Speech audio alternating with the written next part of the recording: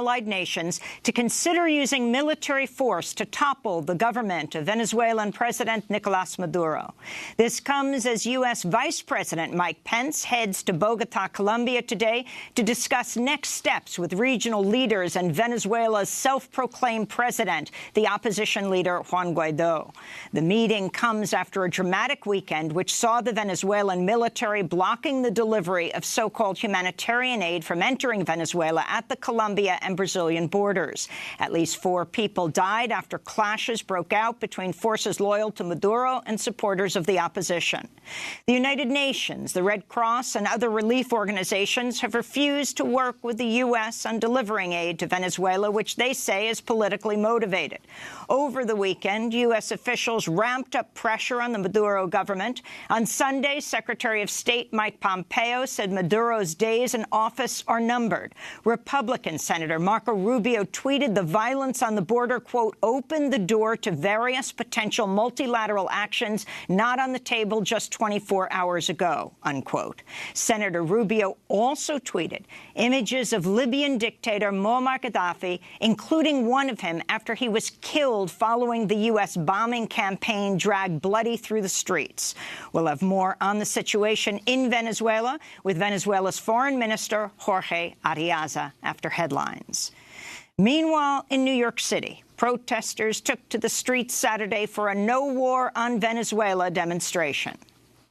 The entire Puerto Rican nation was taken over by the United States, and now they want to do the same thing to Venezuela, to make Venezuela a colony of the United States, so that because they're not interested in the freedom of the Venezuelans or nothing.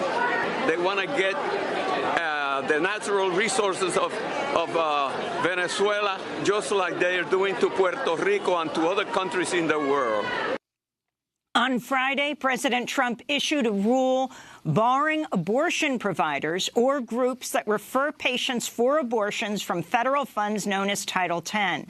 Planned Parenthood be one of the main groups affected by the new gag rule. Title X covers non-abortion services like STD prevention, cancer screenings, and contraception, and provides over $280 million in funding for 4 million mostly low-income women every year.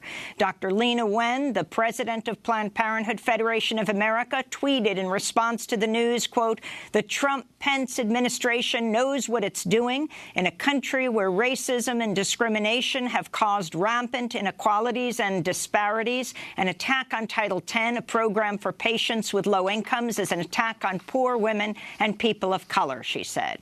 A number of states, including New York and California, have already announced plans to sue the Trump administration over the rule. President Trump is set to meet with North Korean leader Kim Jong-un in Vietnam this week for their second summit. In a direct contradiction of previous statements by the president, Secretary of State Mike Pompeo said Sunday North Korea still poses a nuclear threat. While Trump is attending the highly anticipated summit, his former lawyer and fixer Michael Cohen will testify in front of 3 House committees about his work for Donald Trump. Also this week, the House is scheduled to hold hearings on the Trump administration's family separation policy. The House Oversight Committee will vote Tuesday on authorizing subpoenas for the departments responsible for implementing and overseeing the separation policy, which has separated thousands of children from their families. House Democrats are set to vote Tuesday on a resolution blocking President Trump's national emergency declaration to construct a U.S.-Mexico border wall. It's unclear, though, if such a measure would pass in the Republican-controlled Senate. Trump has vowed to veto the bill.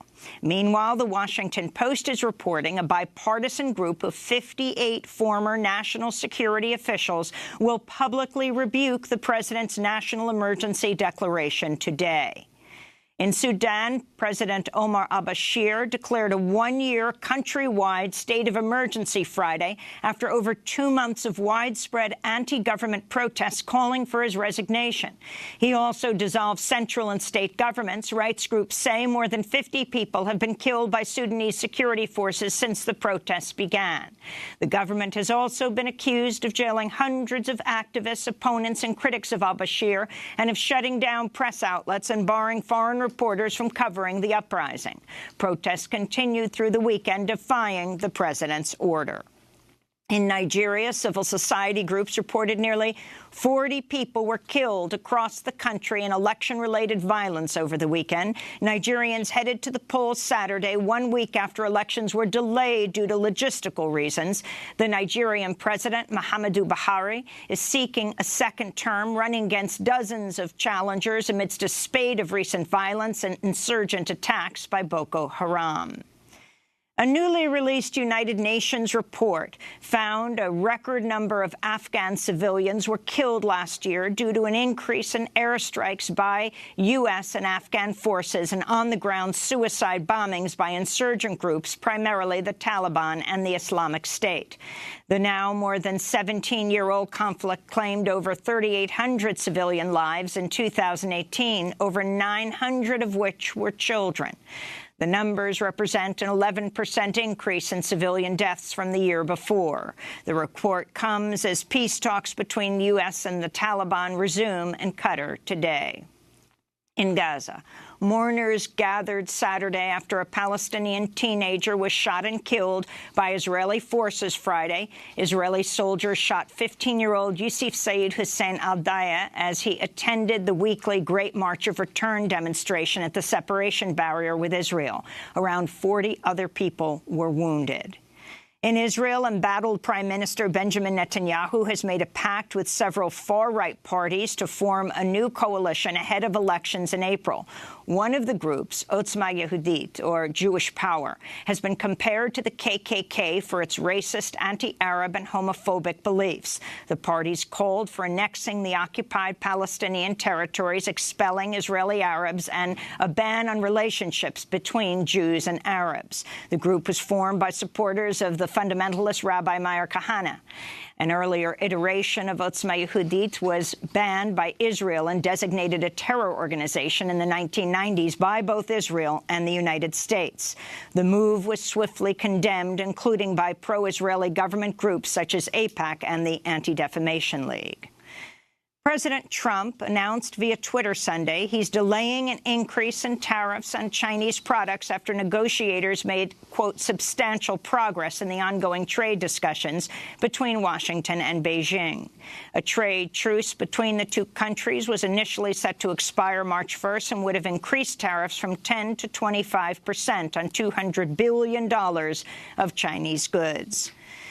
California Senator Dianne Feinstein is coming under fire after a video showing her interaction with a group of young climate activists, some as young as 7 years old, went viral over the weekend.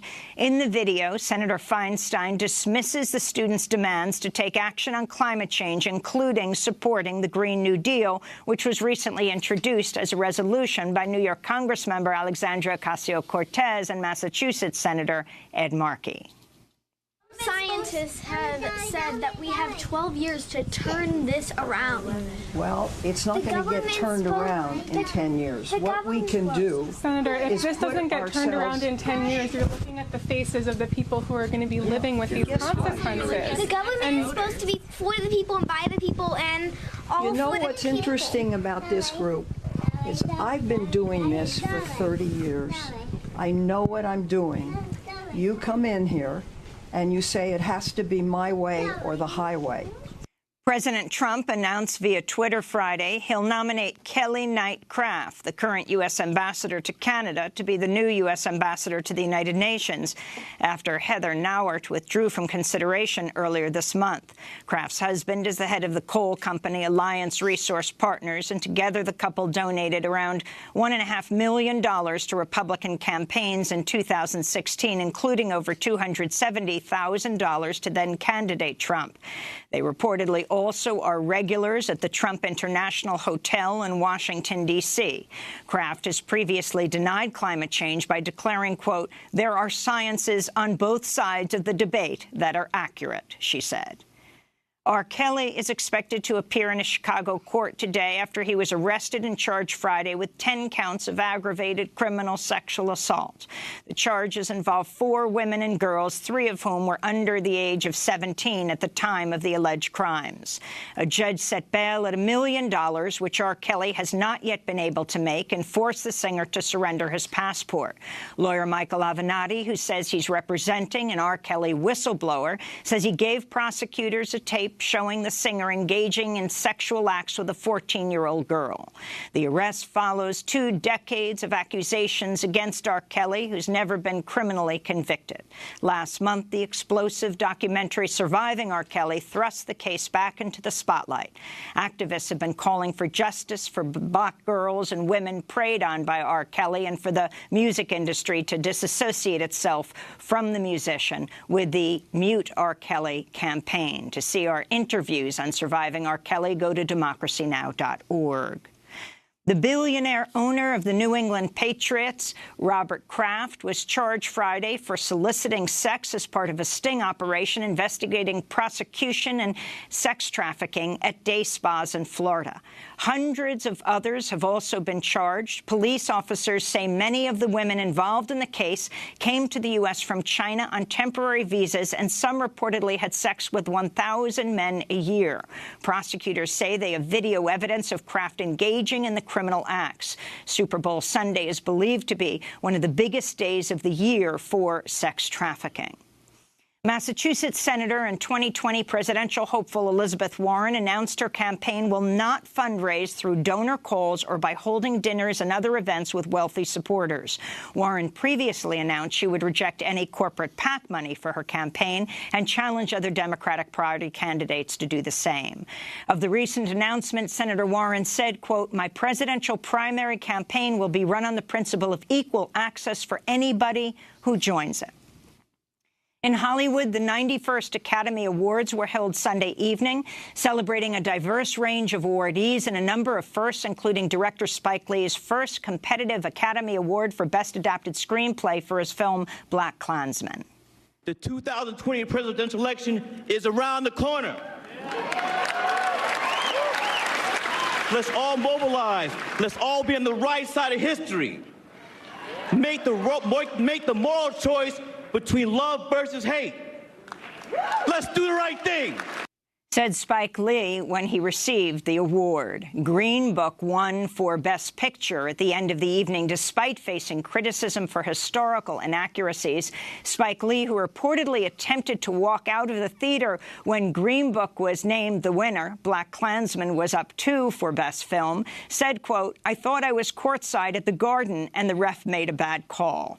Rami Malek won Best Actor for his portrayal of lead singer of Queen, Freddie Mercury. In his acceptance speech, Malek, an Egyptian-American actor, said, quote, "We made a film about a gay man, an immigrant, who lived his life just unapologetically himself. We're longing for stories like this," he said. Alfonso Cuarón won Best Director for Roma, which also won Best Foreign Language Film. The record-shattering film Black Panther won 3 Oscars, including 2 that mark the first African-American winners in their categories, Hannah Beachler for production design and Ruthie Carter for costumes. And in more entertainment news, the Independent Spirit Awards were held in Santa Monica, California Saturday, right before the Oscars. If Beale Street Could Talk, the feature film based on the 1974 James Baldwin novel, took home Best Director and Best Feature. Sorry to Bother You won Best First Feature. This is director Boots Riley accepting the award. This is a film that takes place in an office place and is the first one that I know that has class struggle in it. Even though class struggle is happening every day when you're on your jobs and you're seeing that happen, for some reason, we thought we had to edit that out of our stories. Boots Riley went on to call on viewers to speak out against U.S. intervention in Venezuela. The CIA is trying to have a coup in Venezuela. I haven't been watching since I've been here, so they might be doing it right now, and we should all be putting our voices out to stop the U.S. from having regime change for oil in Venezuela. After Boots Riley Mike was cut off on stage, he continued to speak out on the issue backstage, raising the U.S.'s history of regime change in Chile, Iraq, and Guatemala as well. And those are some of the headlines. This is Democracy Now!, democracynow.org, The War and Peace Report. I'm Amy Goodman. And I'm Juan Gonzalez. Welcome to all of our listeners and viewers across the country and around the world.